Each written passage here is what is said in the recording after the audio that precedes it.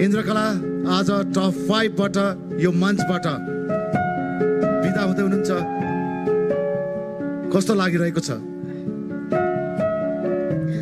उत्कृष्ट गायन reality so the voice of Nepal season 6 को टप 5 बाट इन्द्रकला राई बाहिरिएपछि दिन यस्तो सन्देश गरिन् यस्तोसम्मको खुलासा। दर्शकवृन्द, the voice of Nepal season 6 को टप 5 बाट इन्द्रकला राई बाहिरिएपछि आफू हारेर बाहिरिएको नभई फर्मेट अनुसार बाहिरिएको बताएकी छिन्। उनले भोइसमा आफू चिनिन गएको र धेरै दर्शक सामु चिनिन पाउँदा खुसी हुँदै द भोइस अफ नेपाललाई समेत धन्यवाद ज्ञापन गरेकी छिन्। उनले स्टाटसमा लेख्छिन्, मलाई ग्राउन्ड लेभलदेखि अनुभव गर्दै सफलताको शिखर चुम्न मन थियो। यो एक युद्ध मात्रै हो। बाहिरी मलाई छुट्टै पहिचान दिइसक्नु भएको छ मेरो दर्शक श्रोताहरूले। दर्शक श्रोताहरूको माया साथ नै मेरो लागि ठुलो सम्पत्ति ठान्छु म र यहाँ आइरहँदा मलाई निकै राम्रो भएको छ।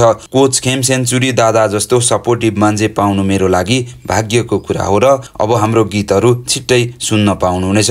अब झन् म बलियो भएको छु। आफ्नो बाहिरी पहिचानलाई निरन्तरता अब दिनेछु। दर्शक श्रोताहरूको म प्रतिको माया र आशा निकै प्रगाढ छ।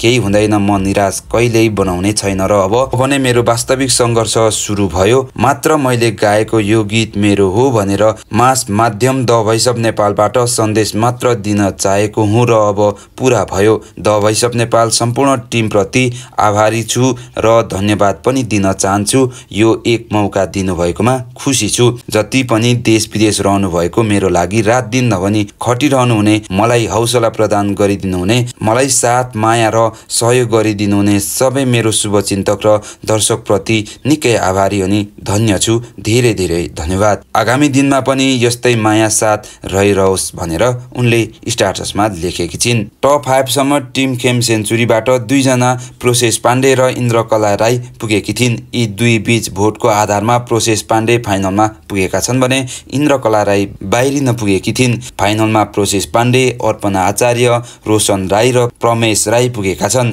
दर्शकवृन्द, तपाईहरूले इन्द्रकला राई बाहिरिँदा मनमा कस्तो भएको थियो तलको कमेन्ट बक्समा कमेन्ट गर्नुहोला। र यो भिडियो तथा जानकारी मन परेमा भिडियोलाई लाइक, सेयर र तपाईँ हाम्रो च्यानलमा नयाँ हुनुहुन्छ र हाम्रो च्यानललाई सब्सक्राइब गर्नुभएको छैन भने सब्सक्राइब गरेर हामीसँग जोडिनुहोला।